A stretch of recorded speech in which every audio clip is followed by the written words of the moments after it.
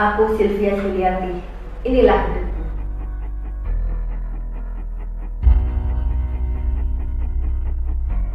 Aku punya keluarga yang sangat luar biasa. Aku sangat mengasihi mereka. Aku akan berbuat apapun untuk mereka. Tapi aku tahu, aku dapat berbuat lebih dari sekedar untuk keluargaku, untuk orang lain, untuk sesama. Tapi bagaimana cara aku mewujudkannya?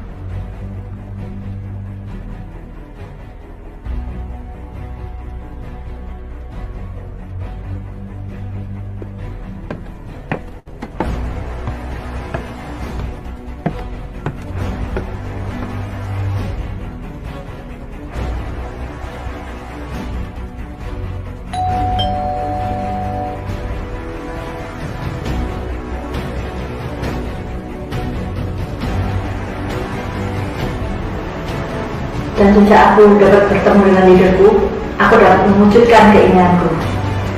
Berbuat lebih untuk sesama dengan bergabung di Prudential.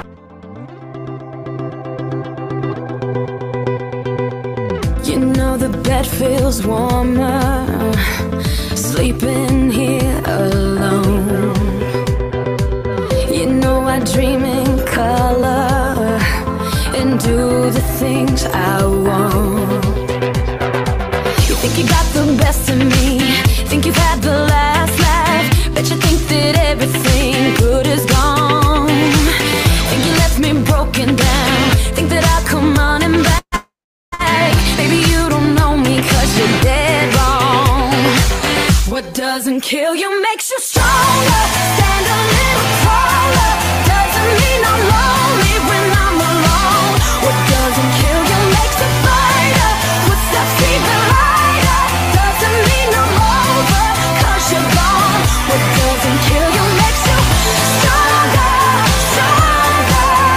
Just me, myself, and I. What doesn't kill you makes you stronger. Stand a little taller. Doesn't mean I'm lonely when I'm alone. You heard that I was starting over with someone new. They told you I was moving on over you. You didn't think that I'd come back swinging. You tried to break me, but you see what doesn't kill you makes you stronger. Stand a little taller. Doesn't mean I'm lonely when I'm alone. What doesn't kill you makes a fighter. Footsteps even lighter. Doesn't mean I'm over 'cause you're gone. What doesn't kill you makes you stronger, stronger. Just me, myself, and I. What doesn't kill you makes you stronger. Stand a little taller. Doesn't mean I'm lonely when I'm alone. Thanks to you, I got a new thing started. Thanks to you, I'm not the broken hearted. Thanks to you, I'm finally thinking about me. You know, in the end, the day you left was just my beginning. In the end, what doesn't kill you makes you stronger. Stand a little taller. Doesn't mean I'm lonely when I'm alone. What doesn't kill you makes a fighter. Footsteps even lighter. Doesn't mean I'm over 'cause you're gone. What doesn't kill you makes you stronger, stronger. Just me, myself, and I. What doesn't kill you makes you stronger. Stand a little taller.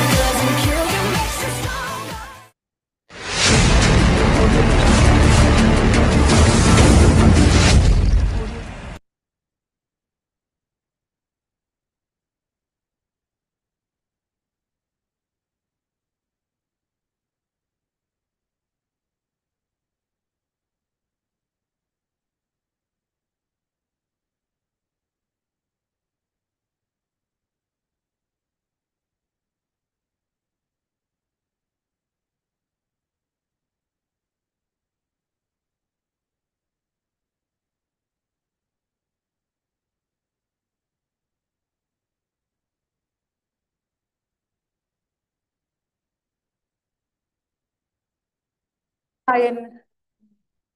Ini kayaknya salah loh, Eh, gudang saya itu salah. Enggak, di Nah, lubang yang benar kok. Nah, aduh. hari ini kita benar-benar mau dengerin sesuatu sharing yang beda dari biasanya. Kalau biasanya kan sharingnya pakai slide gitu ya. Nah, kalau hari ini no slide sama sekali, tapi sampai jam 9 malam. Nah, soalnya saya waktu ketemu kemarin briefing, dowo ternyata kisahnya itu panjang sekali. Nah, hari ini kita dengerin, nanti teman-teman boleh bertanya ya. Gimana? Mau ditanya Boleh langsung. langsung dikat boleh atau harus dikumpulin dulu Mau sampai langsung boleh, mau dikumpuli juga terserah. Aku oke. manut sudah. Nah, Cliff kok ketawanya gitu, dengerin manut naik. Hah? Oh, Pragmatis apa medok? Ayo. Ya, oke, ya. oke, Jadi kita terserah. mulai ya dari Silvi, saya panggil Silvi aja ya. Sil, kenapa? Hah? Jangan nanti Ya, dia ya, ngontok loh. sama saya ya. Jadi Sil, bisa sharing ke kita teman-teman ini awal mula dari kamu join di Prudential, di mana? Oh ya, info infonya dulu ya. Silvi ini bukan dari Silvi ini dari keluarga yang cukup, dari orang tua yang cukup sehingga bersekolah apa semua tidak kekurangan. Terus dia sampai merit, merit pun suaminya juga oke. Boleh tak info? Boleh. Suaminya itu adalah seorang presidir 10 cabang BPR di daerah Kediri, Pare, dan sekitarnya. Jadi overall kita bisa melihat bahwa harusnya secara finansial itu sudah cukup ya hasil ya. Puji Tuhan. Nah, itu terus dari background keluarga dari keluarganya, rumah tangganya, maksudnya itu ada dua putri yang tadi ya ditampilkan itu semua udah merit dan Ya. makanya udah tadi saya sebut udah grandma ya, udah punya cucu juga. Nah, kan teman-teman juga pengen nih ya, kok masih mau bisnis di Prudential ini? Apa sih yang membuat Silvi tertarik gitu? Soalnya tadi dari yang fotonya itu saya salfok sama leadernya Silvi yang ting dong katanya anak-anak Gojek ya, ya. Itu ada kisahnya ternyata ting dong itu ada kisahnya. Nah, oke Sil, ayo Oke, ceritain ya. bagi teman-teman, jadi sebelumnya saya mau memperkenalkan diri. Mungkin ada yang belum tahu gitu ya. Ada yang belum tahu saya? Ada. Oh, ada TV tapi Bu ya di rumahnya ada ya. Oh, belum tahu ya. Saya kira belum tahu. Kalau di rumah ada TV harusnya tahu. Ya, ya, canda. Jadi benar saya background seorang ibu rumah tangga dengan dua orang putri yang sudah married semua. Saya punya seorang cucu, cewek juga. Sekarang sudah hampir 5 tahun cucu saya, gitu. Dan tadi disebutkan suami saya background dari eh, banker, betul. Jadi suami saya itu buka BPR di daerah Pare, yang kongsi sih dari beberapa orang, tapi dari sejak buka eh, suami saya pegang sebagai presidir sampai 25 tahun, terus saya bilang sudah suruh taruh aja itu presidirnya. Saya minta dia untuk join di Prudential aja. Wih, bayangkan dari banker dilepas ikut join mendukung sang istri di Prudential. Berarti bisnis di Prudential ada sesuatu yang wow. Yes, benar. Jadi meskipun kalau presidir teman-teman ya, presidir pun, dirut pun, meskipun punya saham juga di situ, tapi kalau kita melihat dari jabatan seorang presidir ataupun eh, apa direktur utama, tetap itu karyawan loh, betul nggak? Meskipun ya kalau suami saya tetap ada saham di sana, tapi kalau dilihat dari jabatan itu sebenarnya tetap adalah seorang karyawan, mau dia presidir pun. Kenapa kok dibilang karyawan sih? Ya, karena kan presiden tetap karyawan kok di situ. Strukturnya kan dia sebagai karyawan juga. Oh gitu. Gitu. Terus jam kerjanya? jam kerjanya, ya kalau jam kerjanya sih sebenarnya dia terserah sih. Dia Oh, katanya berangkat jam 8 jam 9. Tapi kan tetap harus dia ngantor juga gitu loh. Karena oke. paling enggak dia punya anak buah yang harus melihat dia sebagai seorang pimpinan. Kan Oke. gitu. Gitu. Ada, Ya. ada. Jadi kalau kita punya jabatan yang presidir itu nggak usah terlalu bangga-bangga gimana gitu ya. Enggak, Nah, tetap nah, karyawan juga itu. nah, oke.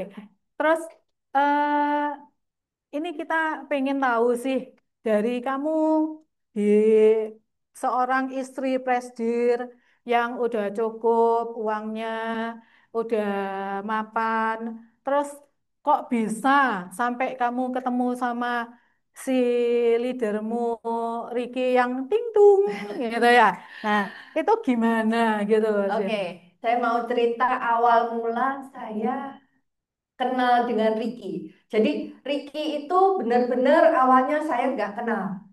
Jadi Ricky rekrut saya itu dari canvassing. Jadi waktu itu adalah di akhir 2011, kalau nggak salah di bulan Oktober, Oktober atau awal November sekitar itu. Eh, jadi saya cerita dulu background saya. Saya sebelumnya, sebelum sekarang kan saya stay di Surabaya, tapi sebelumnya saya nggak stay di Surabaya. Saya tinggal di Pare, Kediri, kota kecil. Tahu ya, saya asli Pare. Jadi saya tinggal di sana. Cuma kalau weekend, Jumat sore, saya sudah berangkat ke Surabaya karena apa? Kedua anak saya waktu itu sudah kuliah di Surabaya. Jadi kalau weekend saya sama suami saya ke Surabaya Jumat sore, lalu balik ke Pare itu adalah Senin subuh karena Pak suami saya harus ngantor gitu. Itu kita lakukan bertahun-tahun gitu ya. Sampai suatu waktu di akhir di awal November atau akhir Oktober gitu 2011, tahu-tahu ada orang datang ke rumah saya yang TikTok tadi. Cuma di situ kan cuma Ricky sendirian, tapi pada waktu itu Ricky datang dengan Juliana, pacarnya waktu itu, sekarang yang istrinya ya Juliana. Jadi waktu itu dia datang ke rumah, nggak kenal sama sekali. Dia datang ke rumah saya yang di Surabaya, di Pakuwon. Dia datang, dia saya buka pintu, terus saya tanya, iya cari siapa? Dia bilang, oh C, rumahnya ini mau dijual ya? Agak kurang ajar ya. Agak Cah cilik ngomong ngono. cilik. Nah, Jadi waktu itu dia datang tahu-tahu tanya seperti itu gitu kan. Kan saya bingung gitu loh. Rumah saya nggak saya jual gitu ya. Cuma karena saya buka dia sempat sempat masuk jadi dekat pintu gitu ya. Terus cuma saya lihat ya seperti anak kecil lah masih aneh. Waktu itu kan dia masih usia 24-an gitu ya sama pacarnya. Terus saya bilang enggak tuh saya nggak jual rumah saya. Terus dia bilang oh salah mungkin ya. Dia bilang gitu. Saya kan nggak ngerti kalau itu cuma cara dia aja gitu kan saya nggak ngerti. Terus cuma karena dia tanya seperti itu saya kerjain juga gitu loh. Saya bilang gini waktu itu ke dia. Ya kalau harganya cocok bolehlah saya bilang gitu. Lalu dia tanya waktu itu, "C mau jual berapa?" gitu ya. Ya karena saya nggak niat jual gitu, saya pasang harga cukup tinggi pada waktu itu. Dan yang cukup bikin saya kaget adalah pada waktu itu dia menawar dengan satu angka yang bikin saya kaget. Kenapa? Karena dia masih anak unyu-unyu, kok duitnya banyak juga gitu loh. Itu yang saya pikirkan. Eh, tapi karena saya nggak niat jual, jadi saya bilang nggak boleh gitu ya. Terus dia bilang, oh ya nggak apa-apa C gitu. Lalu pada waktu itu yang dia lakukan cuma satu. Dia bilang, C, saya dari Prudential. Saya ingat banget dia datang ke rumah pakai baju Prudential yang merah itu loh, yang kemeja, yang itu. Sama pacarnya juga. Dia bilang, saya dari Prudential, C. Eh, Terus saya bilang, oh saya sudah punya Prudential. Saya nggak bohong loh, karena saya nasabah Prudential dari 2007. Gitu ya. Lalu dia tanya, oh sudah nasabah Prudential ya? Saya bilang, iya. Ambil sama siapa? Gitu kan. Lalu saya sebutkan satu nama dan dia bilang, oh kebetulan itu satu kantor sama saya. Gitu. Terus dia tanya, loh kok bisa nih ngambil sama itu? Gitu kan. Terus saya bilang, oh itu murid sekolah minggu saya. Karena memang yang agennya itu adalah murid sekolah minggu saya pada waktu itu. Waktu sebelum sebelumnya. Oke, lalu dia minta nih kontak saya. Cuma minta, waktu itu masih BBM ya teman-teman, jadi bukan WA, jadi minta PIN BB sama nomor telepon. Cuma itu aja yang dia bilang, dia pulang. Saya ingat banget itu adalah hari Sabtu. Ingat banget saya. Besoknya di hari Minggu setengah sembilanan pagi saya mau ke gereja, tahu-tahu ada mobil berhenti depan rumah saya. Orangnya masih dalam mobil, dia buka kaca jendela sebelah sana. Lalu dia buka gitu, dia bilang, Bukanya gini loh ya. Soalnya mobilnya dulu masih ya, masih gini. dia buka, dia bilang ngelongok gini, dia bilang, C rumahnya mau dijual ya? Kaget kan saya, ini kenapa 2 hari mau beli rumah saya? Ada Ini apa? beda orang ya Beda teman-teman ya orang, maksudnya bukan ya. bukan Ricky. Jadi ada beda orang. Ini adalah Erik. Erik itu adalah Leadernya leadernya Ricky. Ricky. Tapi pada waktu itu saya nggak tahu kan hubungan mereka apa ini sama sekali saya nggak tahu. Cuma saya bingung kenapa 2 hari ini pada nyari, pada mau beli rumah saya gitu kan. Saya juga bingung. Tahu-tahu si Erik ini turun dari mobil, kan saya sudah di depan rumah tuh. Dia cuma ngajak ngobrol saya gitu kan. Tapi nggak mau apa nggak nanya rumah atau apapun nggak. Dia cuma ngobrol aja lalu dia pulang. Terus saya bilang sama suami saya, ini orang nggak jelas ini. Pertama bilang tanya rumah, tapi sama sekali nggak nyinggung rumah, cuma ngobrol aja. Akhirnya dia pulang. Kalau saya gereja kan HP saya silent. HP saya silent. Pulang gereja, saya buka HP itu banyak banget miss call. Dan saya nggak tahu tuh nomornya siapa gitu kan, tapi nomor yang sama. Nggak lama nomor tuh masuk lagi. Bisa tebak nomornya siapa? Ternyata Ternyata itu adalah nomornya Ricky. Gitu kan, saya kan nggak save tuh. Dia yang cuma minta nomor saya. Eh, Ricky telepon, dia bilang gini, C, saya mau nawarkan bisnis prudensial, gitu kan. Saya nggak ngerti itu bisnis prudensial apa. Saya bilang, loh kan saya udah bilang, saya sudah nasabah prudensial. Oh enggak, ini adalah untuk jadi agent asuransi prudensial. Langsung otomatis pada saat itu saya jawab, no way. Enggak, saya bilang apa jadi agent, enggak, saya nggak mau. Benar-benar saya nggak mau. Saya bilang enggak, Rik, enggak, gitu ya. Tapi Ricky ini adalah salah satu orang yang menurut saya gigihnya itu luar biasa. Saya sudah bilang enggak pun every day. BBM, telepon itu kayak orang minum obat teman-teman. Pagi, siang, malam, pagi, siang, malam, pagi, siang, malam seperti itu dia lakukan. Telepon lah BBM. Cuma aku bingung ya, kenapa waktu itu enggak aku kok nggak di blok gitu ya. blok ya. Bingung juga. Cuma nggak tahu kenapa. Cuma tiap kali kalau dia telepon, baru saya lihat Ricky gitu, saya sudah bilang enggak, saya matiin gitu. Seperti itu teman-teman. Jalan berbulan-bulan seperti itu, sampai akhirnya saya nekan. Pagi, siang, sore, malam di BBM, di telepon saya nekan. Jadi akhirnya saya ngomong ke suami saya. Tujuan saya cuma satu, teman-teman. Saya ngomong sama suami saya. Tujuannya adalah supaya suami saya itu mengharapkan jawaban suami saya, nggak usah jadi agent, ngapain jadi agent. Jadi kan besok gampang gitu. Saya menangkal Ricky kan gampang, nggak boleh sama suami. Gampang toh. Itu yang saya harapkan. Jadi saya ngomong sama suami saya, ingat nggak yang kapan hari ke rumah orang nggak jelas dari mana yang namanya Ricky itu, saya bilang gitu. Suami saya bilang, oh ya kenapa? Itu loh, saya disuruh jadi agen asuransi. Saya bilang gitu. Harapan saya kan suami saya bilang, nggak usah gitu ya. Tapi ternyata itu di luar prediksi teman-teman. Benar-benar di luar prediksi saya. Suami saya cuma jawab satu kata, kenapa nggak dicoba? Sudah, saya kaget. Suami saya cuma bilang, kenapa nggak dicoba? Kalau kamu nggak coba, kamu nggak pernah tahu. Gitu kan. Kan dia bilang nggak pakai modal dan sebagainya toh. Kalaupun kamu nggak berhasil, kamu rugi apa? Nothing tulus kan. Paling nggak kamu udah coba. Suami saya bilang seperti itu. Saya mikir, benar juga sih ya. Kalau saya nggak coba, saya tidak akan pernah tahu. Tapi kalau namanya orang belum klik, banyak alasannya, banyak kan. Sama saya juga.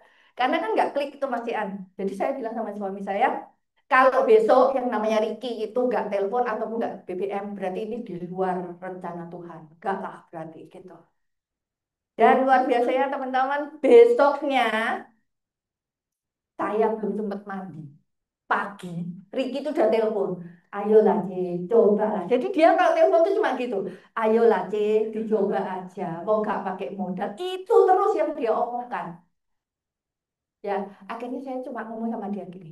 Oke, tapi aku punya 3 pertanyaan buat kamu. Saya masih punya peluru nih 3 untuk menangkal dia. Terus dia bilang, iya C, apa? Saya bilang, satu, bener saya nggak pakai modal gitu kan. Dia bilang, enggak C, nggak pakai modal. Oke. Yang kedua, saya tanya, saya harus ngantor nggak? Kalau dia bilang harus ngantor, saya kan menang. Saya bilang, nggak bisa dong, saya tinggal di Pare. Itu kan rencana saya kan gitu. Dia bilang, enggak C, nggak perlu ngantor. Kalau C ada case, bisa kirim dari Pare dan sebagainya. Oke, yang ketiga saya tanya, saya ditarget enggak? Saya bilang gitu. Kalau ditarget saya nggak mau.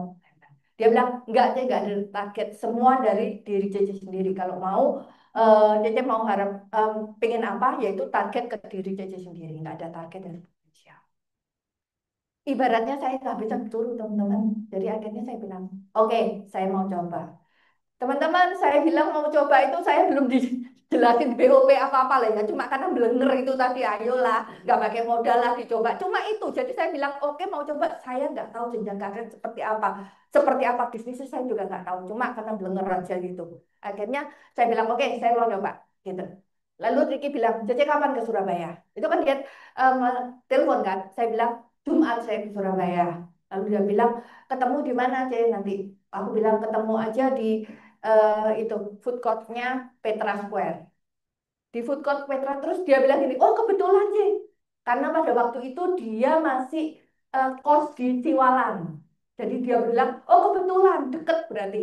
Akhirnya Jumat, terus dia bilang nanti Cece bawa ya foto, lalu bawa materai, ya yang seperti yang dulu-dulu Persyaratannya tuh C persyaratan ya, dulu, itu kan pakai apa? aplikasi agent. Aplikasi agent yang banyak itu loh. Saya juga nggak tahu waktu itu dia yang isi semua kan.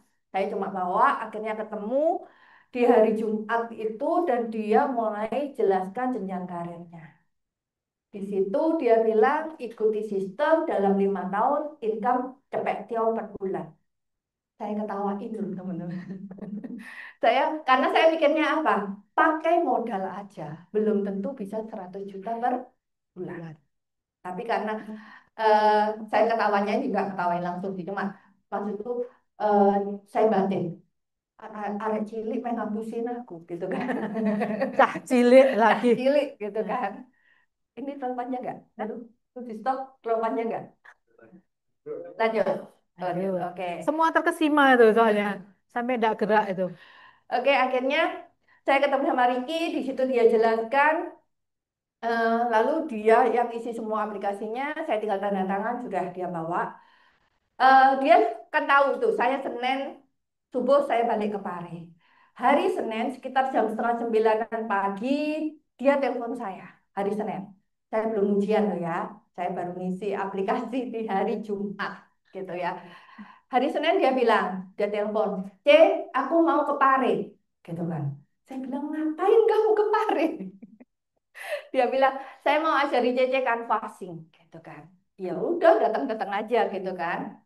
Akhirnya dia datang itu hari Rabu. Dia datang, lalu dia bilang, Cece, aku mau ajari Cece canvassing. Oke, kita ke Munut ya, Cece. Munut tahu teman-teman, ya? Daerah Tulungagung ya. Apa desanya Tulungagung ya, gitu. Terus dia bilang, nanti Cece perhatikan cara aku ngomong, cara aku prospek. Ya kalau terus saya mikir, oh ya suruh belajar ya berarti aku cuma ngikutin aja kan gitu kan. Oke, berangkat kita ke Munut. Saya ingat banget kita berhenti di depan kan pasar Munut itu kan depan ada toko-tokonya tuh. Kita berhenti di situ. Yang jawab iya berarti tahu munut. Tahu Munut ya? Nah, Tulungagung ya, ya. Berhenti di situ, Ricky bilang, aku mau ajari Cece prospek ini ya, canvassing ya, Cece perhatikan. Oke. Toko satu, toko kedua, toko ketiga, toko keempat, Ricky yang prospek. Keluar dari toko keempat, dia bilang, toko selanjutnya Cece yang prospek. Aku bilang, ngawur. Saya bilang, nggak bisa lah. Aku lu baru ngerti prospek itu hari ini, dengar 4 kali, ya kan? 4 toko itu kan tadi. Terus suruh prospek, aku bilang, nggak bisa. Aku bilang. Ricky cuma bilang harus bisa dan pasti bisa. Wah, aku mikir, waduh, wis kadung, cah cilik kurang ajar. Tapi di situ saya mikir, ya wis lah, wis kadung nyampe ngono gitu kan. Terus saya berpikir, kalaupun saya salah, kan nggak kenal juga, nggak ngerti juga toh. Ya wis lah, agak baik gitu. Akhirnya saya bilang, oke deh, ya wis. Jadi toko kelima saya yang mulai masuk untuk ngomong. Saya ingat banget itu adalah toko sepatu. Jadi pertama kali saya prospek toko sepatu itu. Dan prospeknya adalah pakai sistem Pak Ali.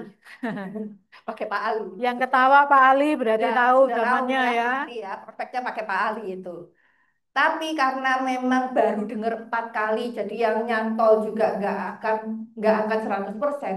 Jadi ketika ngomong, waduh ngereweli teman-teman, aduh nggak karuan ngomongnya gitu kata saya aja mungkin kamu dengerin bingung gitu. Dan pastinya nggak closing. Keluar dari toko sepatu itu nggak closing. Tapi di situ saya belajar. Keluar dari toko itu saya bilang sama Riki, toko selanjutnya saya yang prospek. Tapi kalau aku salah ngomong, tolong ditipali. Jadi aku tahu, oh ini salah. Jadi aku harus rubah. Jadi aku bilang, aku mau learning by doing. Jadi aku ngomong, kalau salah, kamu yang betulin.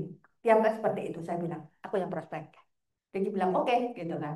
Akhirnya kita akan passing hari itu di Ngunut itu, puji Tuhan, nggak tahu toko keberapa saya lupa karena kita keluar masuk gitu kan.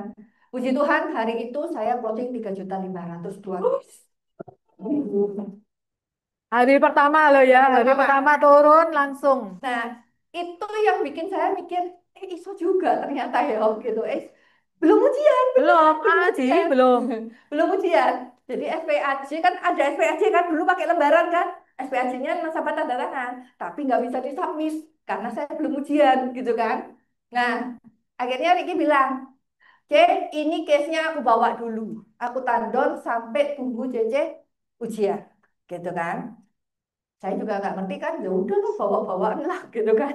Pokoknya saya tahu closing 2 case 3.500.000 itu 2 juta sama 1.500.000 hari pertama itu. Akhirnya Riki bawa itu closingannya. Besoknya, besoknya saya mulai jalan sendiri. Kan udah ada pengalaman kemarin gitu kan. Udah ditinggal Riki pulang ya ini ya. Iya, Nah, Riki pulang. Jadi saya nyetir mobil sendiri, saya mulai canvassing. tetap di Ngunut atau di kota lain? Itu hari hari besoknya itu saya coba canvassing di Pare, Nah, di Pare. Nah, di Pare itu kan kota kecil kan pada kenal semua. Saya terus pada di nggak malu itu? malu sih Ada enggak, perasaan malu enggak sih, waktu itu? malu Enggak. sih enggak. Ya mungkin mereka cuma lihat Prudential, agen Prudential, kan mereka nggak tahu di bawah Prudential tuh ada bongkahan berlian ya. Mereka nggak tahu. Ya intinya saya nggak malu ya, saya cuma sharing aja Pak Ali kan. Ya udah saya canvassing. Cuma pada waktu itu banyak banget karena kota kecil pada kenal semua toh, pada bilang gini, kok ini lo ngapain? Karena apa? Saya keluarnya itu siang teman-teman. Jadi suami saya kalau siang itu kan pulang makan. Jadi saya siapin dulu makannya dia, gitu selesai, saya baru keluar. Banyak pada waktu itu yang tanya, kok malah keluarnya siang? Ya, karena saya berpikir kalau yang lain nggak mau keluar siang, ya saya keluar siang. Jadi saingannya sidik tuh. Jadi Tetap saya tugas sebagai istri tetap ya. tetap ya pagi kan saya beresin semua sampai suami saya selesai makan, saya berangkat.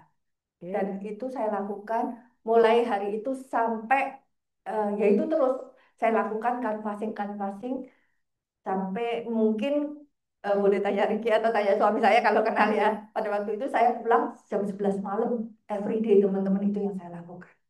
Itu yang saya lakukan dan Mulai eh, jam berapa hasil keluarnya? Berarti jam jam setengah 1 siang 1:30 siang sampai jam hingga 11 jam malam. 11 malam sendiri FD setiap sendiri. hari Iya, seorang wanita yang dulunya ngendon di rumah terus.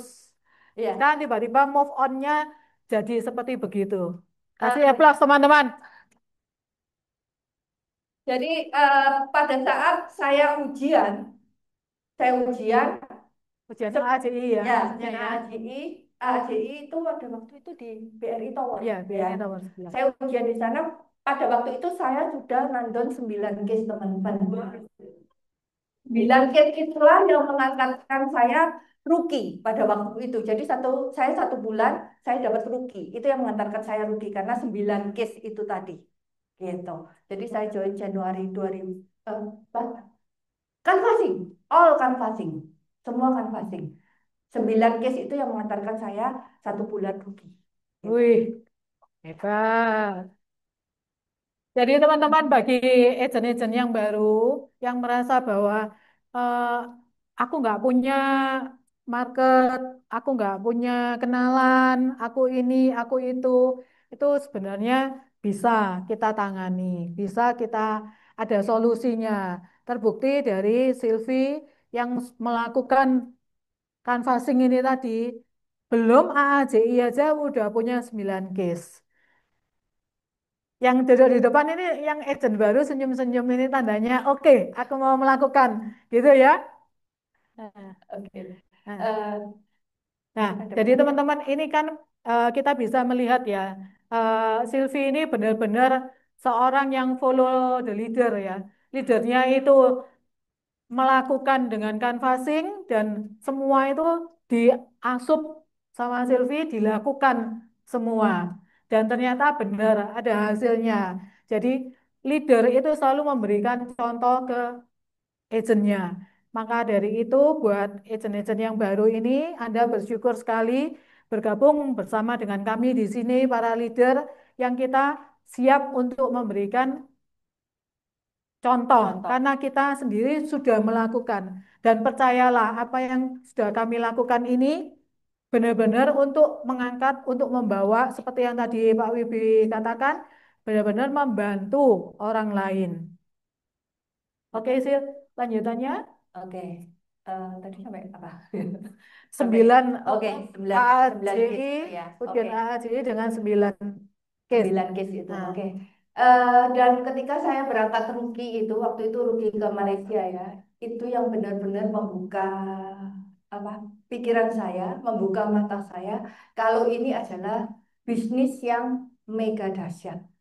Karena di situ saya lihat ternyata yang dikatakan oleh Ricky yang bisa income 100 juta per bulan dan sebagainya, itu di situ banyak banget. Dan saya sering ngobrol, pada waktu itu saya ngobrol, saya tanya, dan di situ saya lihat, ternyata benar.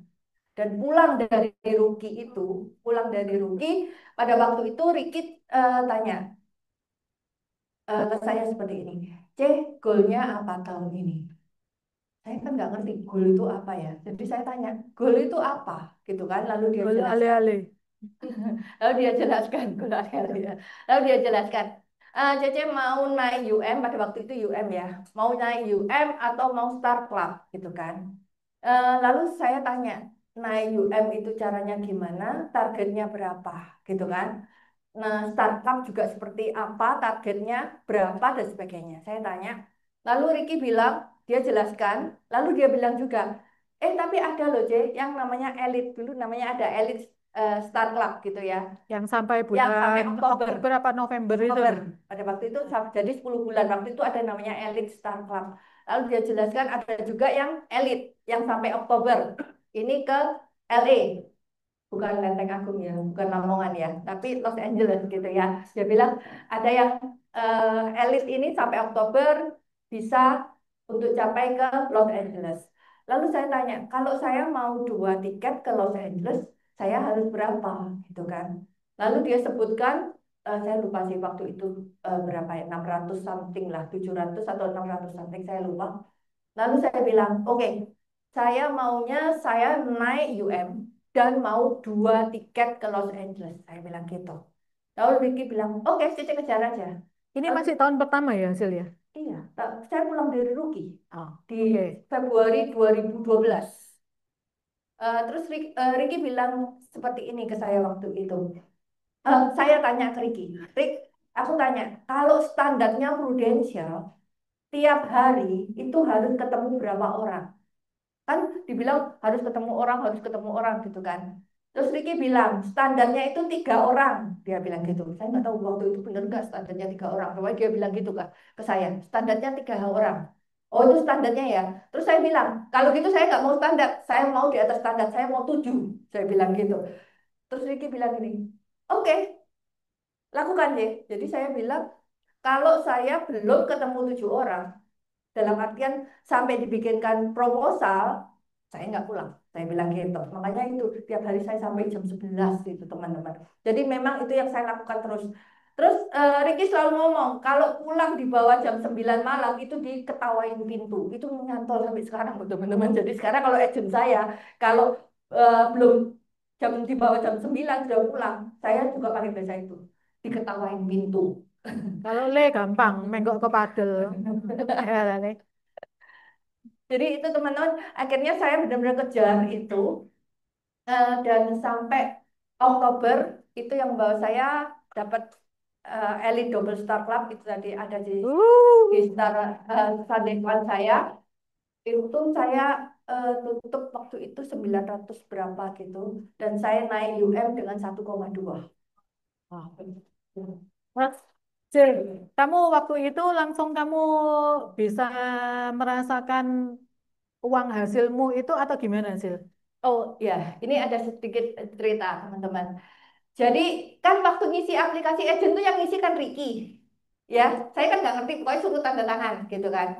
Nah, nomor rekening saya itu angkanya double-double. Angkanya bagus gitu loh, double-double. Saya nggak tahu apakah Ricky ngisinya itu kurang angka satu atau kelebihan, karena angkanya double-double gitu kan. Jadi, eh, berulang kali Ricky bilang, "Cek, sudah dicek rekeningnya, komisi masuk ya." Saya bilang, belum sih, belum cek. Tapi oke lah. Karena waktu itu kan ada SKS itu kan kelihatan tuh. Jadi saya lihat di situ. Tapi saya nggak pernah ngecek rekening saya, teman-teman. Saya nggak pernah ngecek. Jadi tiap kali Ricky bilang, sudah dicek. Belum, gampang lah gitu kan. Sampai suatu kali saya ada closing cukup besar gitu kan. Terus Ricky bilang, ayo cek, dicek gitu kan. Karena dia maksa, ayolah cepetan cek. Itu lumayan nanti gitu. Terus saya cek kan. Terus saya bilang, nggak ada. Saya bilang gitu. Itu saya udah 2 bulan teman ya. Saya bilang nggak ada. Terus Ricky mau, masa nggak ada? Nggak ada. Aku bilang nggak ada di rekening. Yakin sih, nggak ada komisinya masuk, nggak ada. Saya bilang gitu. Terus, saya, lalu dia mungkin dia cek ya, dan baru ketahuan kalau itu ada angkanya yang salah itu, nggak tahu kelebihan atau Jadi kekurangan. angka di Ya, rekeningnya itu kan, nggak sesuai. karena Jadi karena makanya rekening ke saya. pending Iya, transferannya. jadi nggak bisa masuk karena seperti itu. Jadi saya benar-benar baru melihat angka dari Prudential itu adalah di bulan ketiga saya di Prudential gitu. Jadi saya nggak pernah ngecek. Itu pun Masih kalau ingat dari nggak waktu itu jumlahnya berapa? cukup besar sih pokoknya. Pokoknya tahun pertama saya di Prudential itu angka 50 juta masuk itu. Itu Wih. yang saya kaget juga gitu loh. Sebenarnya kok gede banget ya juga ya gitu. Dan itu Jadi juga cah ciliknya nggak ngapusi ya. nggak ngaku sih. Nah, Gitu. Jadi memang teman-teman saya mm, dari mungkin memang karena saya dari lahir procot di Prudential itu diajari canvassing, ya saya memang nasabah saya hampir di atas 85-90% mungkin saya dari canvassing. Saya canvassing paling jauh itu sampai di Blora, Blora Jawa Tengah, teman-teman. Kalau ada yang tanya, terus caranya gimana kalau sampai ke sana? Jadi saya dari Pare, saya kan lewati kota-kota itu. Jadi tiap kota kita berhenti sampai kita mau tujuan kemana, nanti pulangnya itu saatnya follow up. Gitu. Seperti itu. kayaknya sama dong, Zil, sama kita-kita. Kita-kita kalau melewati kota-kota juga berhenti. Tapi untuk Makan. kuliner. Jadi gitu teman-teman. Jadi memang saya tipe canvassing. Gitu. Apakah itu nular ke agent-agent saya? Ya. AAD saya rata-rata semua canvassing juga sampai ke agent-agent. Oke, Sil, dari sekian yang kamu ceritakan, closinganmu itu kan banyak dari canvassing, ya toh.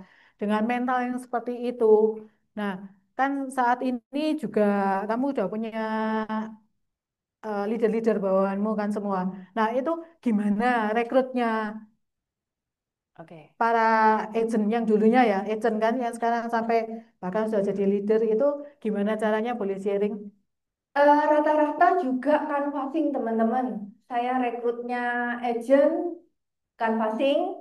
Contoh nih canvassing mungkin kalau salah satunya agent apa leader saya itu saya rekrutnya juga dengan kadang di lift seperti itu. Apa mungkin di resto lagi makan, saya lihat-lihat, kayaknya bisa nih. Nah, saya datengin, saya kasih kartu nama, saya minta kontak dia, cuma seperti itu. Jadi kalau di tempat umum kan passing saya nggak jelaskan untuk seperti apa produk. Kalau selling kan produk Hmm. ataupun kalau rekrut BOP enggak. Jadi cuma saya minta kontaknya biasanya. Oh, sampai Setelah itu sejauh baru, itu dulu ya. ya. Berikutnya baru masuknya itu ketika kamu follow up itu Iya, ya. jadi kalau Oke. minta waktu untuk ketemu di situ baru saya benar-benar jelaskan. Selain itu juga nasabah. Nasabah juga ada yang saya rekrut. Ada juga agen saya itu yang ketika saya datang nasabah itu dalam artian canvassing juga. Jadi pada waktu itu saya datang, kayaknya dia punya sakit hati itu sama asuransi gitu ya. Jadi saya datang, terus dia langsung ngomongin gini, udah jelasin aja tuh the point maunya apa gitu kan, gitu. Terus saya langsung tahu oh pasti ada sakit hati ini gitu kan, Kepahitan. kepahitan dengan asuransi. Lalu saya bilang waktu itu saya bilang gini, eh, saya cuma mau sharing, kayaknya ada pengalaman gak enak ya, saya bilang gitu, tumpahkan aja ke saya, anggap aja saya tempat sampahnya, bilang gitu. Kalau eh, kalau apa Mbak nggak mau cerita, nggak menumpahkan sampah itu, selamanya nggak akan punya proteksi. Kalau nggak akan punya proteksi, berarti selamanya harus siap dengan kantong sendiri. Saya bilang, tumpahkan aja ke saya bilang seperti itu. Akhirnya dia cerita, di situ saya tahu ternyata polis papahnya itu ketika meninggal nggak cair, tapi bukan di perut, gitu. Lalu saya jelaskan beberapa poin kenapa kenapa apa klaim itu nggak bisa cair. Saya jelaskan beberapa poin. Dan mungkin salah satunya itu ngena. Mungkin dia berpikir, oh karena ini. Akhirnya dia ambil polis. Dia sama mamahnya ambil dua polis. Dan setelah dia jadi nasabah, saya rekrut dia karena saya lihat sebenarnya orang ini mampu untuk jadi agent. Ingat nggak sih waktu itu berapa lama kamu proses untuk kan ini orang kepahitan. Jadi kan kamu butuh untuk pendekatan dulu sama dia sampai dia akhirnya mau cerita ke kamu, Ya, terus akhirnya sampai dia mau ngambil polis di kamu dan oke. akhirnya bisa jadi agentmu. Agent. Itu Oke. kira-kira berapa lama? Eh, Puji Tuhan hari itu dia ngambil setelah saya jelaskan. Oh, Setelah pertamanya dengan suara yang nggak enak gitu ya, ada tinggi dia nggak enak, tapi setelah saya jelaskan ada beberapa poin yang menyebabkan klaim nggak cair dan sebagainya, mungkin itu ngena ke dia. Akhirnya dia sadar dan hari itu dia ngambil langsung dua polis dia sama mamanya. Setelah berjalan mungkin polis sekitar 2 bulan, saya datengin, saya rekrut dia dan sampai sekarang masih jadi agent seperti itu. puji Tuhan ya, Ya, akhirnya kepahitan hilang, malah punya proteksi dan ya. malah punya Oh, jadi bisnisnya ya. betul. Oke. Ya. Nah, Sil, sejauh ini kamu sampai akhirnya kamu mau bekerja lagi, yang dulunya kamu sama sekali nggak ada kerjaan, kerjaannya yang ya yang itu suka resik-resik. Terus akhirnya sampai punya pekerjaan yang menghasilkan uang, itu pernah nggak kamu pikirkan di dalam benakmu kerinduan itu atau gimana gitu? Ah, jadi gini teman-teman, saya kan pure ibu rumah tangga sebelumnya, gitu kan. Ketika anak saya dulu kan masih di Pare, orang-orang Pare kalau bilang saya itu seperti setelikaan gitu ya, nggak pernah mau berhenti gitu kan. Apa pagi nganter anak, lalu ke pasar, balik pulang lagi jemput anak, nganter les seperti itu. Orang Pare bilang saya itu seperti setelikaan, kanan kiri nggak bisa berhenti. Ketika anak saya dua-duanya sudah pindah Surabaya, gitu ya. Jadi kan tinggal saya sama suami saya tuh, ya kan. Jadi lebih banyak waktu luang. Ketika saya sudah selesai masak, selesai bersih-bersih kan banyak waktu luang. Pada waktu itu sempat saya ngomong sama Tuhan sih. Tuhan, apa yang bisa aku lakukan ya? Kalau selama ini kan aku jadi ibu rumah tangga, ngantar pulang sekolah anak, les dan sebagainya. Kalau sekarang lebih banyak nganggurnya. Apa ya Tuhan yang bisa aku lakukan selain untuk keluargaku? Sempet itu aku ketika doa aku ngomong seperti itu ke Tuhan. Tapi pada waktu saya direkrut Ricky, guys, saya nggak nyadar loh. Mungkin itu Hanya jawaban itu Tuhan, saya nggak jawaban nyadar. Tuhan ya. Saya nggak nyadar sama sekali. Dengan berjalannya waktu, itu baru menyadarkan saya. Oh, mungkin ini jawaban Tuhan dari apa yang saya minta. Sebenarnya Ternyata seperti benar itu. ya, bisa membantu Betul, untuk orang lain ya. benar, benar. Terus pasti ada perasaan happy ya sekarang Pasti, ternyata. pasti. Nah, karena ada perasaan happy ini, terus gimana responmu terhadap bisnis ini setelah akhirnya kamu berjalan Oke. itu? Saya merasa bisnis ini bukan cuma masalah duit, bukan cuma masalah komisi. Saya kalau ngomong sama agent-agent saya itu konya dibuang, komisi kokonya dibuang. Misinya dulu. Misi kita nolong orang. Misi kita nolong orang. Ketika yang ada di pikiran kita cuma mau nolong orang, cuma mau sharing, baik itu ke calon nasabah ataupun calon agent, kita mau sharing bisnisnya atau sharing tentang produknya yang nantinya untuk dia sendiri loh. Misi kita benerin dulu sih. Ketika misi kita benar, kita mau ditolak apapun, nggak ngefek teman-teman. Kalau misi kita udah benar, pokoknya ikut komisi jadinya. Saya selalu ngomong seperti itu. Jadi misinya dibenerin dulu. Ketika misi kita benar, kokonya nanti ikut. Ya, jadi Pokoknya ikut koko-koko ya. nanti ikut nanti. Jadinya komisi buat kita. Seperti itu. Oke. Jadi Gitu. mindsetnya dulu ya yang Mindset dibeneri dulu. ya, Ya. Sil ya. Nah, Sil, pernah enggak di dalam perjalanan ini kamu ditolak yang membuat kamu sangat menyakitkan atau gimana responmu ketika kamu ditolak dengan sakit dalam tanda Hmm. kutip? Oke, teman-teman. Puji Tuhan, saya kalau ditolak, saya nggak pernah sampai sakit hati atau gimana. Saya pernah barengi agent saya gitu ya. Eh, Terus waktu itu barengi dalam artian saya ngajari dia kan passing gitu kan. Terus pada waktu itu ada yang nolak, terus saya juga nyantai aja gitu. Keluar dari sana, agent saya bilang, Ceh, kok tetap ketawa-ketawa sih tolak. Terus aku bilang, lu tuh emang ini kenapa? Emang aku harus nangis? Ngapain? Kan aku cuma mau nolong dia. Ketika dia nggak mau ditolong, emang gua pikirin. Lu sakit, lu bayar sendiri kan bukan gue yang bayar. Saya cuma bilang gitu. Jadi apa gitu loh, nggak masalah. Jadi kalau Nggak beban gitu ditanya ya? nggak beban. Jadi kalau ditanya pernah nggak aku sampai down, terus nggak mau ngapa-ngapain, terus nangis dan apa? Puji Tuhan selama ini sekalipun nggak pernah. Jadi kalau ditolak ya biarin ditolak. Eh, Emang gue pikirin gitu kan. Karena memang bisnis kita kan bisnis penolakan. Jadi ya. kalau belum, saya selalu ngomong, kalau Anda ditolak masih baper, masih sedih, masih nangis, masih kecewa, berarti kurang banyak makan penolakan. Serius teman-teman. Ketika teman-teman banyak banget makan yang namanya penolakan, mau ditolak cara apapun, nggak efek. Serius, beneran. Karena saya kan tipe kan fasting, jadi ditolaknya kan banyak banget kok. Jadi terus gak ngefek gitu loh. Mau ditolak cara gimana pun, saya ketawain aja ya udah gitu kan. Pernah, mungkin saya sharing sekali ya. Ya. Pernah suatu kali saya sama Ricky kanvas di daerah Sidoarjo, perumahan. Nah, kalau di perumahan biasanya kan pasti ada satpam itu.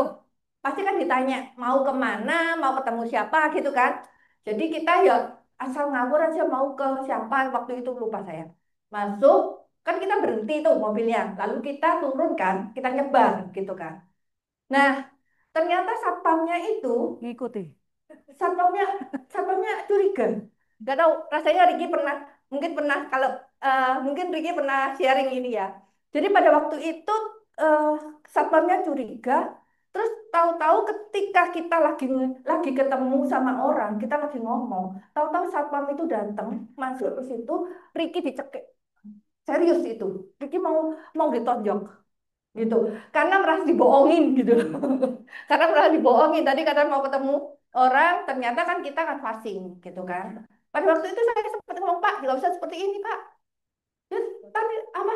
Dia marah karena merasa nggak yang diomongkan nggak sesuai gitu. Waktu izin nggak sesuai. Gitu kan. Terus saya bilang, Pak, nggak usah seperti itu, kita keluar kok gitu.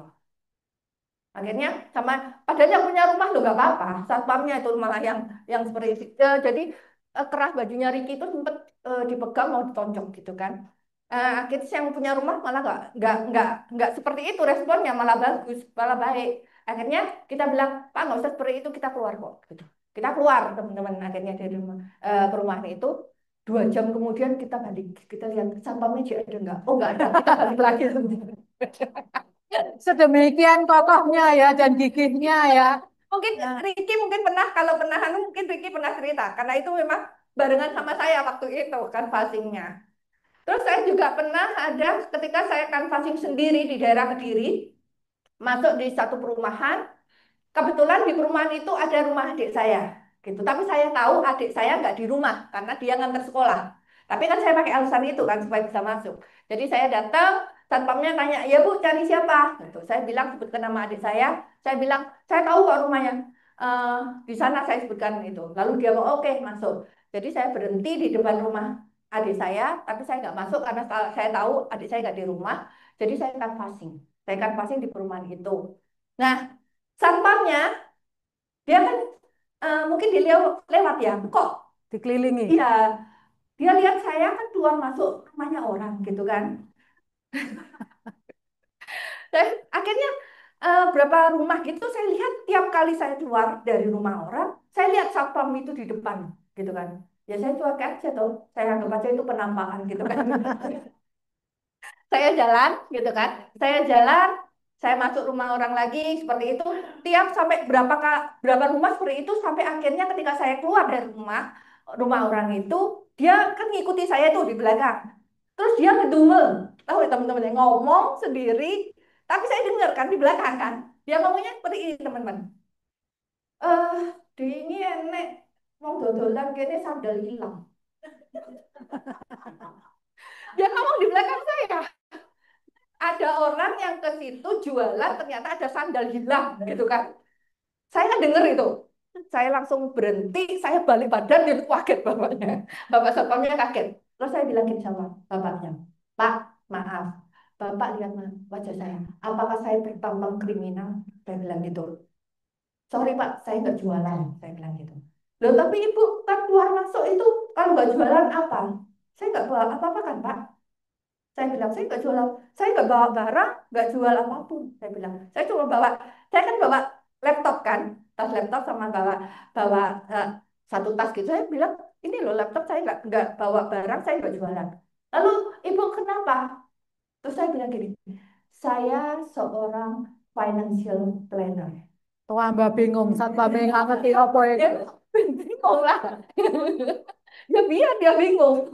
Ya biar Satpamnya dia ngerti ini bingung. sandal. Iya, jadi hilang jadi sadar. Saya bilang gitu, dia bingung kan financial planner tuh aku just biar tambah bingung karena seneng aku. Ya udah, terus saya bilang saya lo nggak jualan Pak, nanti aja Pak. Apalagi sandal Pak, aku bilang gitu, sandal hilang katanya. Ya itu beberapa pengalaman teman-teman. Terus kalau ditanya, saya kan tipe canvassing, suka canvas ke toko-toko atau ke rumah-rumah. Nah saya agak beda nih sama Ricky. Kalau Ricky sukanya kanvasnya ke toko-toko. Kalau saya sukanya ke rumah-rumah. Kenapa begitu? Bisa diceritakan detail. Gini, kalau terpaksa adanya toko-toko ya oke lah gitu. Cuma kalau ada pilihan rumah atau toko, saya pilih ke rumah. Karena apa? Kalau ke toko itu gini, kita sudah jelasin tuh, ya kan? Terus dia ada pembeli kan? Kita berhenti lagi teman-teman. Nanti kalau dia sudah selesai, dia balik lagi. Piye, piye, piye, emang ulang-ulang. Itu menurut saya nggak efektif banget gitu loh. Jadi terbuang di sana, ngulang, ngulang, ngulang. Dan itu bisa berkali-kali loh. Karena apa? Dia ke distract ada orang beli, lali. Langsung diomongin apa minta diulangi lagi seperti itu. Dan menurut saya itu nggak efektif. Makanya saya nggak terlalu suka ke toko-toko. Tapi kalau adanya toko-toko ya udah, ya sikat aja juga. Tapi kalau ada pilihan saya lebih ke rumah-rumah. Nah, hebat ya ini ya.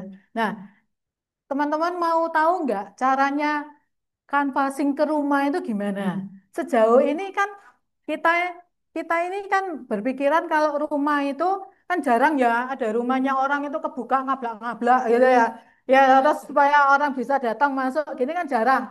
Kebanyakan kan ya ting tung itu lagi ya toh. Nah, ini Silvi ini punya cerita dan punya mau di-sharingkan Boleh. ya. Jadi kemarin udah janjian Silvi ini mau menceritakan gimana caranya tingtung itunya gimana itu mau diceritain sama Silvi. Oke, Silakan Sil. teman-teman kalau kita canvassing ke rumah-rumah, itu jarang banget yang punya rumah yang bukain. Itu jarang banget. Biasanya kalau nggak pembantunya, dobinya. Ya, kalau nggak pembantunya, dobinya. Jadi yang saya lakukan adalah bagaimana cara menarik orang di dalam rumah, bosnya untuk keluar, bisa ketemu saya.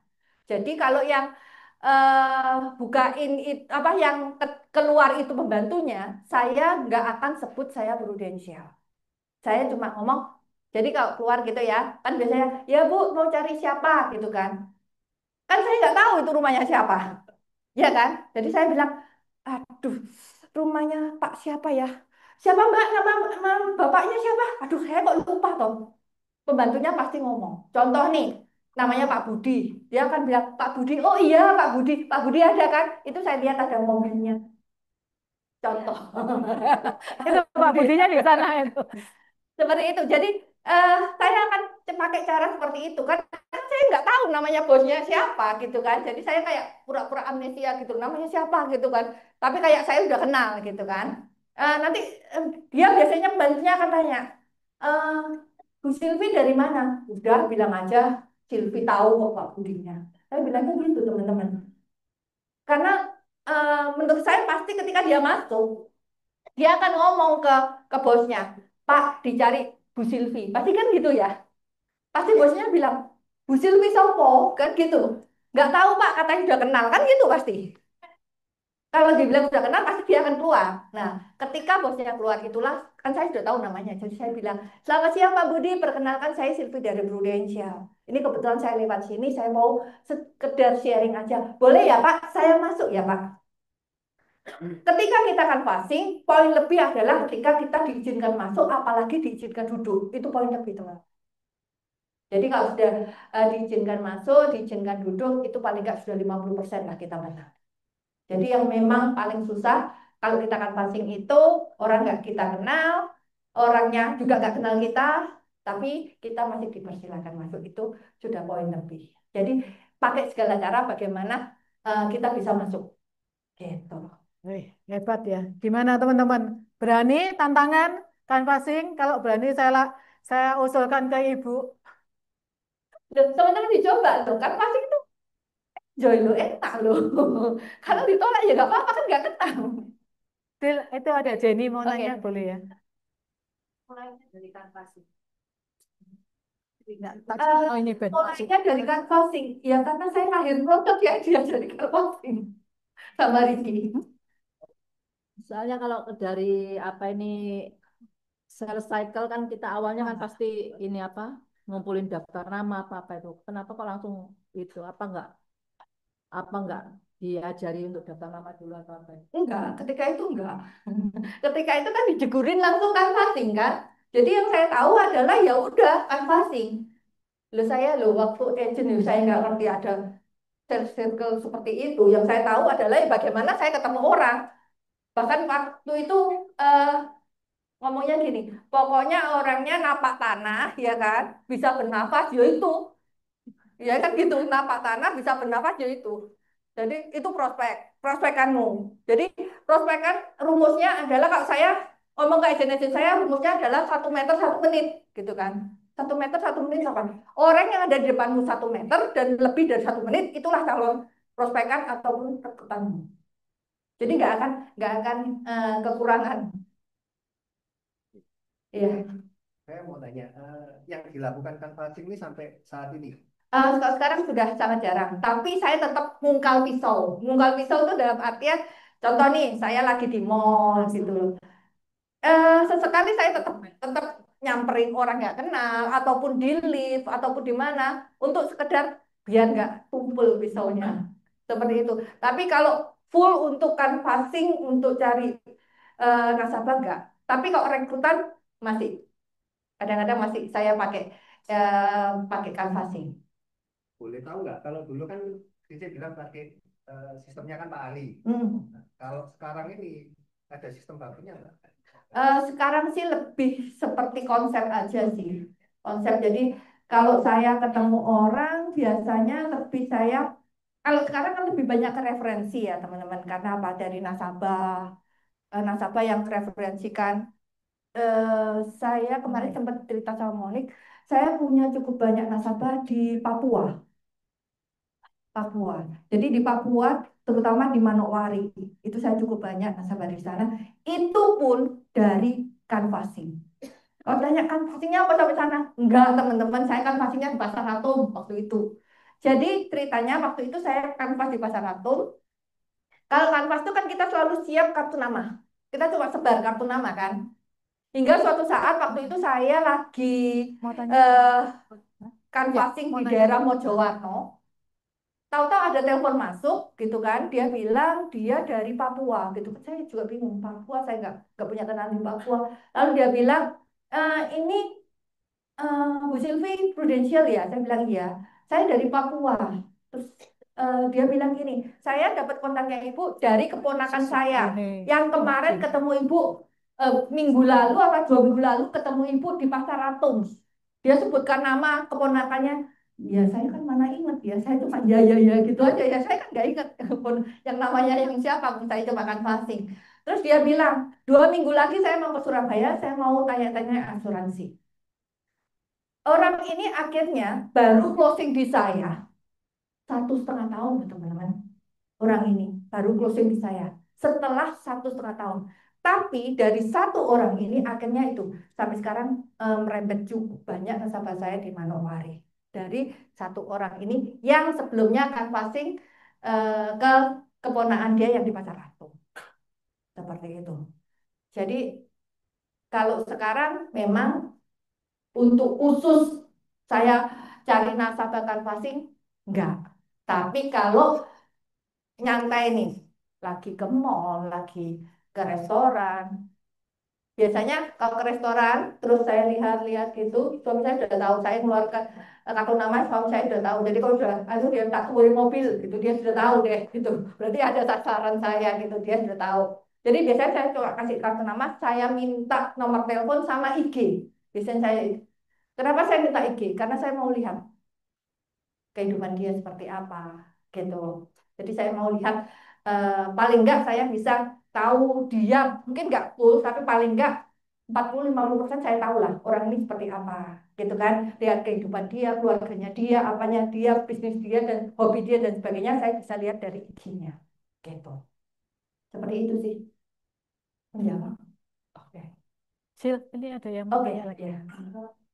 Nah, itu kan kita kan pasti tuh kemana-mana ke toko-tokoan, ke rumah-rumah. Yang toko-tokoan ini kan biasa ada toko yang gede-gede gitu, yang banyak rame, lagi rame. Terus dia masuk kan kayak permisi. Apa kita langsung to the point gitu, permisinya dari kemudian jalan tawarin hasilnya. Kan nggak mungkin. Apalagi sekarang kan agent banyak kan. Artinya kan mungkin udah banyak yang datengin dia, tapi langsung dijawab kayak, udah tadi temen lo udah datang. Gitu kan. Kita harus gimana gitu. Oke. Kalau dia tokonya lagi rame, nggak mungkin kita bisa ngobrol sama dia. Nggak mungkin banget. Kalau seperti itu kita malah disemprot pasti. Jadi paling nggak eh, yang saya lakukan biasanya kalau tokonya rame, bosnya kan biasanya di dalam tuh. Biasanya pegawainya kan ada di luar dan sebagainya di lebih lebih depan gitu ya. Kalau saya lihat tokonya cukup rame, saya biasanya korek ke karyawannya. Di jam-jam berapa sih kira-kira yang lebih senggang? Seperti itu. Jadi contoh nih, oh agak sore, Bu, mungkin jam 3, jam 4. Oke, saya catat jam 3. sekitar jam 3, jam 4 saya akan datang. Seperti itu. Terus kalau dia datang, kita datang terus dia bilang, tadi loh saya naik temanmu. Banyak nggak seperti itu? Banyak teman-teman, karena agent Brazil banyak gitu kan. Jadi ketika orang ngomong seperti itu, ya nggak apa-apa. Dia bilang, oh sudah ya, oh iya kebetulan memang kita barengan. Tapi gini loh kok, kalau sampai Koko didatangi 2 kali berarti rezeki buat Koko. Nggak semua loh didatangi 2 kali. Berarti sudah dapat dapat ilham dari Tuhan. Mungkin Koko harus dengerin dulu. Mungkin beda kok penjelasan Silvi sama sama yang tadi, mungkin ada yang kurang jelas. Silvi bisa menambahkan. Nggak ada kewajiban apapun kok. Dengerin aja, siapa tahu memang yang Silvi sharingkan cocok untuk Koko. Nggak ada kewajiban apapun. Gitu. Menjawab? Oke, thank you.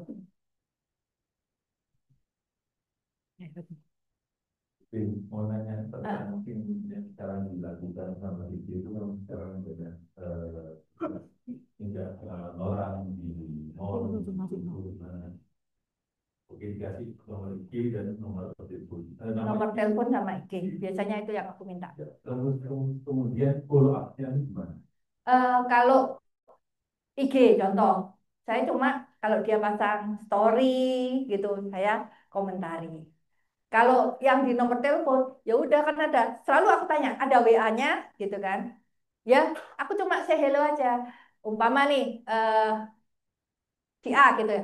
Halo C, ini aku Silvi yang kemarin kita ketemu di apa di resto apa di mall apa aku sebutin. Ingat ya C, gitu. C, gimana hari ini?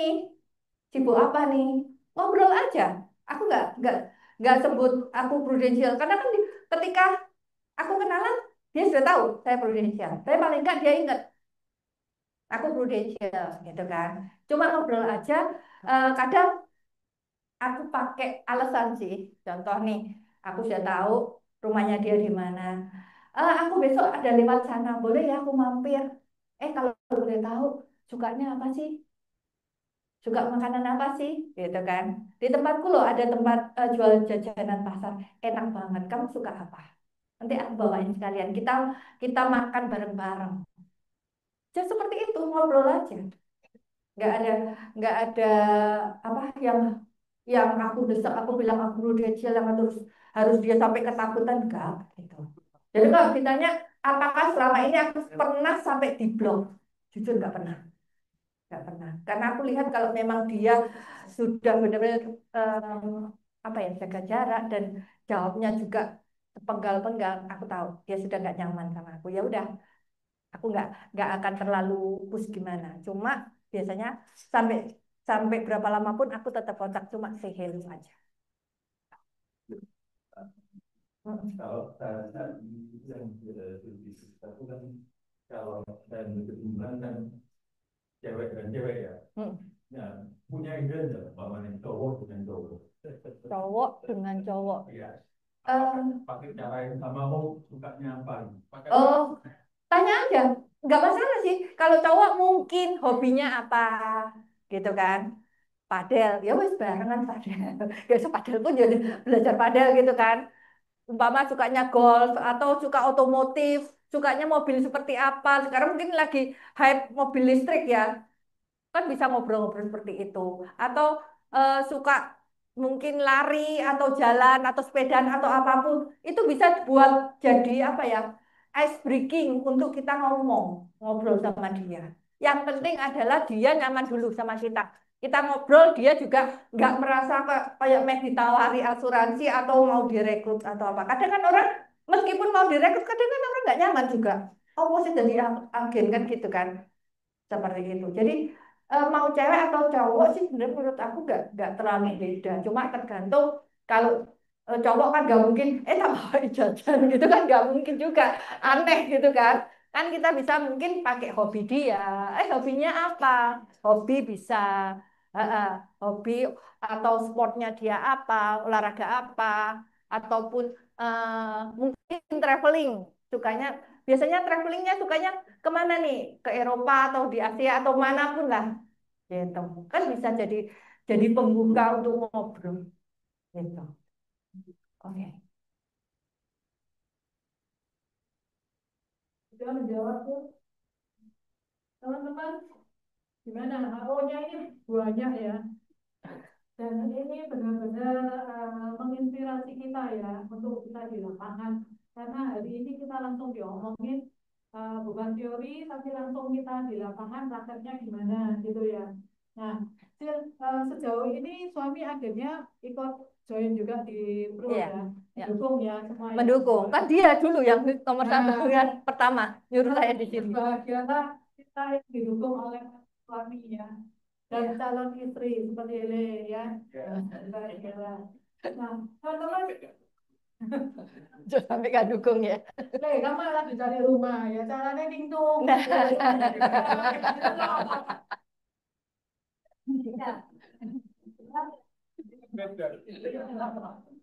Beda tempatnya. Teman-teman, gimana? Hari ini sebenarnya ya ilmunya ya, ilmu langsung di lapangan ya. Masih ada yang mau tanya? Langsung ngomong aja. Oh ya udah yang terang. Jadi mau tanya, itu dari semua kanvasi yang kita lakukan tadi itu, kira-kira kalau di rasio gitu, yang berhasil berapa, yang ditolak berapa gitu deh.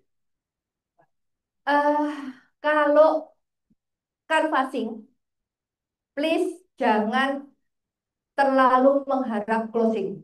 Itu yang saya selalu tekankan ke agent-agent saya. Karena apa? Saya bilang canvassing itu melatih mentalmu, melatih mental untuk ditolak. Karena kan saya sering ngomong, makanlah penolakan sebanyak-banyaknya. Supaya apa? Nanti ditolak, wis gak baper, wis gak sedih. Jadi itu adalah ajang kita untuk melatih mental kita. Tapi kalau ditanya, apakah bisa closing? Bisa. Apakah ada yang datang sekali closing? Ada. Seperti yang akhirnya jadi agent saya itu. Yang pertamanya nggak enak banget ngomongnya. Yang pertamanya nggak enak banget. Itu saya sekali datang kan. Akhirnya ambil dua case itu. Dia sama mamanya. Jadi kalau dibilang apakah bisa langsung datang orang nggak kenal ngambil sama kita? Bisa. Bahkan jujur saya punya satu nasabah yang akhirnya ngambil gede banget ke saya. Itu juga dari canvassing orang Kediri. Akhirnya memang pertama nggak gede. Pertama itu cuma 1.500.000 kalau nggak salah. Sampai akhirnya seluruh keluarganya ngambil dengan saya itu 30 juta per bulan dari canvassing gitu. Jadi nggak tertutup kemungkinan untuk kita bisa dapat banyak API ataupun banyak closingan ataupun banyak referensi dari canvassing. Jadi jangan pernah takut canvassing teman-teman. Canvassing itu enak kok, enjoy, beneran. Mungkin pertama akan gede, mungkin kalau nggak biasa gredek mungkin ya. Karena kalau biasa referensi kalau dibilang canvassing, waduh, oh nggak kenal. Sebenarnya yang ditakutkan kan kadang gini, waduh aku takut lek canvassing. Biasanya kan gitu ya, bener ya. Kalau ada yang seperti itu saya selalu balik tanya. Kalau namanya takut, berarti ada yang ditakutin. Yang ditakutin apa? Apa ya? Diusir kali ya? Diusir atau di responnya jelek gitu. Oke. Diusir se ekstrim apa sih ngusirnya? Saya nggak pernah loh sampai diusir sampai dilempar ya atau nggak pernah loh. Beda, jarang. Jadi nyantai aja kan dan itu cuma ada di pikiran kita. Saya ada satu pengalaman, mungkin saya bisa sharingkan dan ini menurut saya cukup menguatkan saya kalau canvassing itu oke. Jadi waktu itu saya canvassing di daerah Malang. Ya, saya ke perumahan apa saya lupa. Di situ di perumahan Tidar kalau nggak salah. Saya lupa antara itulah. Saya canvassing di sana. Terus itu kan ada pagarnya tuh. Kan saya bel, ding dong. Ternyata itu yang keluar bosnya, itu langsung yang keluar bosnya. Dia koko gitu kan, ya mungkin 50 something lah gitu kan. Terus dia bilang, iya dari mana, dari siapa gitu kan. Terus saya bilang, karena saya tahu pasti ini yang punya rumah gitu ya, saya bilang, sore kok, saya Silvi dari Prudential. Tahu dia bilang apa? Dapat referensi dari mana ke sini? Dia bilang gitu. Dapat referensi dari mana kamu ke sini? Terus saya bilang, enggak, ini aku lagi pas lewat sini, jadi sekalian aku mampir. Oh, kamu kan canvassing ya? Dia bilang gitu. Aku bilang, iya. Agent. Ya udah masuk aja. Dia bilang gitu loh. Saya kaget kan. Dia bilang, ya udah masuk aja. Terus di dalam dia bilang gini, kalau kamu tadi ngomong, kamu dapat referensi, gak tak izinin masuk. Terus aku balik tanya kan, loh kok saya diizinkan kenapa? Justru karena kamu ngomong canvassing, berarti kamu ada usaha tanpa apa? Kalau referensi ibaratnya kan sudah ada nih, tinggal kamu datang gitu kan. Tapi kalau kamu canvassing, berarti kamu ada usaha untuk makanya kamu tak izinkan masuk. Seperti itu loh. Itu benar-benar dan aku pikir ternyata ada juga loh orang yang berpikiran seperti itu yang mungkin out of the box ya. Yang kita kadang berpikir canvassing itu mungkin kita ditolak dan sebagainya. Tapi ternyata ada orang yang justru melihat kalau canvassing itu mereka hargai banget daripada referensi. Dia bilang gitu, kalau kamu ngomong referensi gak tak izin masuk, gak tak buka pintu. Dia bilang seperti itu loh. Jadi jangan pernah takut untuk canvassing. Ya, Seperti itu. sekalian menjawab ya pertanyaannya Lili ya, gimana caranya pertama kali masuk kalau memperkenalkan diri ya. Kamu tadi tanya gitu.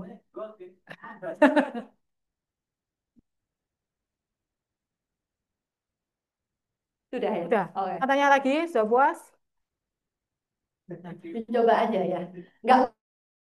Nggak pernah sampai digebyur air atau dilempar bangkit enggak kok. Paling kalaupun nggak mau ya enggak. Ya udah kita rugi apa loh enggak gitu. Ya kan? Ya udah. Ingat ya teman-teman. Kalaupun dia nggak mau gitu kan. Kalau dia sakit dia bayar sendiri kan bukan kita toh. Jadi no baper-baper. Oke. Nah, ini terakhir ya. Ini Sil, boleh cerita yang kemarin kamu cerita yang bagi aku mengerikan itu, Ricky kalau membawa agent untuk canvassing itu caranya? Oke. Ricky kalau membawa agent canvassing ya. Oke. Jadi Kan contoh nih. Ricky itu kan sering ini ya, misalkan share di grup kantornya, aku mau canvassing di PTC, misalkan gitu. Nah, boleh dari agent-agentnya boleh ikut gitu. Ya. Nah, salah satunya itu agentnya Silvi ikut di grupnya Ricky, dibawa sama Ricky ke suatu tempat gitu ya. Nah, terus gimana Sil? Jadi contoh nih masuk ke toko gitu ya, kan masuk gitu. Biasanya Ricky kan gini, halo kok, sore kok, perkenalkan saya Ricky gitu kan dia gaya yang gitu kan. Umpama dia Mbak Monik gitu ya. Kok ini Monik kok mau cerita kok, ayo Monik. Coba kan, coba ngeri enggak? Itu yang Jadi Ricky-nya yang menyapa dulu.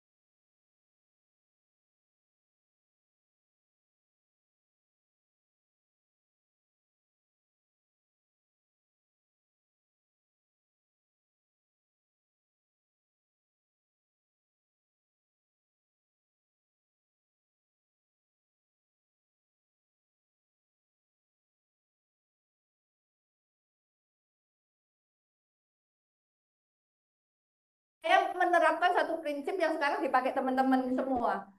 Early is on time is late. Itu sekarang di Rising Star sudah pakai itu. Jadi harus jangan telat karena early is on time. Nah, itu ya. On time is late. Siap, Clip.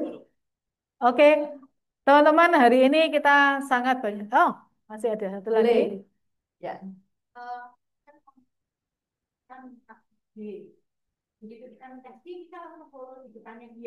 Kalau bisa gitu, ya.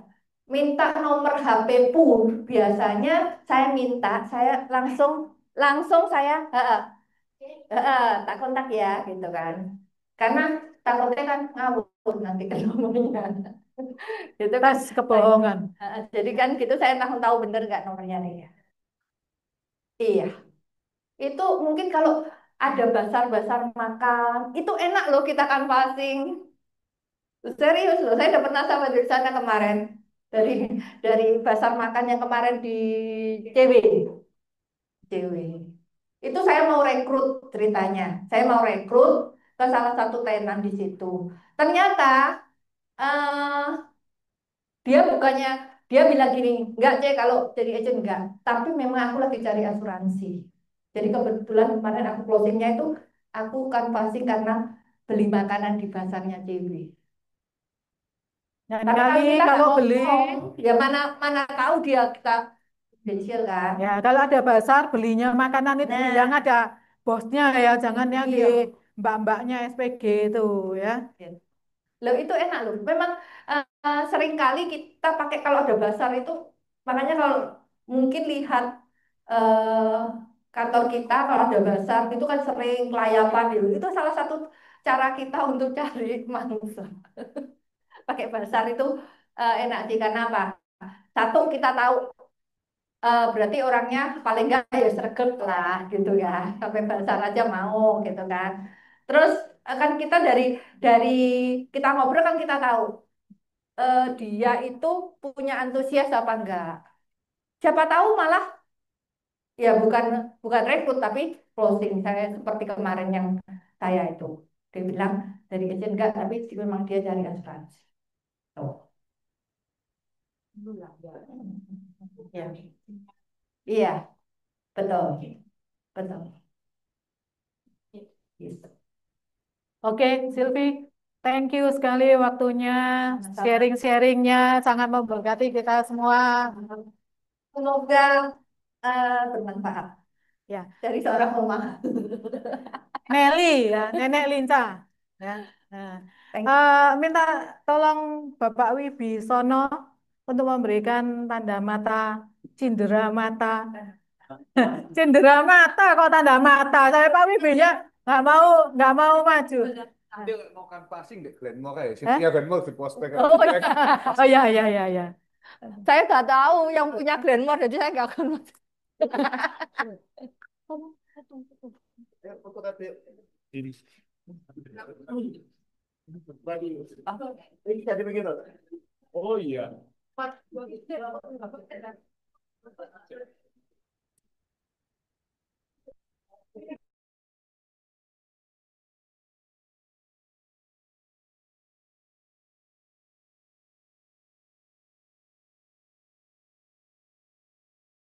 Biasa di luar. Luar biasa perjuangan. Sekarang inspirasi. Ada yang protokol nggak ada. Sinsi, tapi Nggak ada.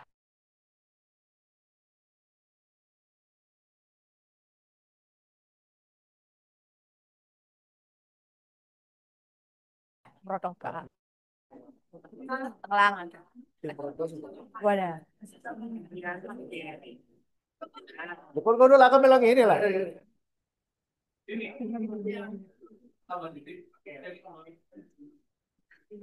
Satu, dua, tiga. Satu, dua, tiga. Thank you.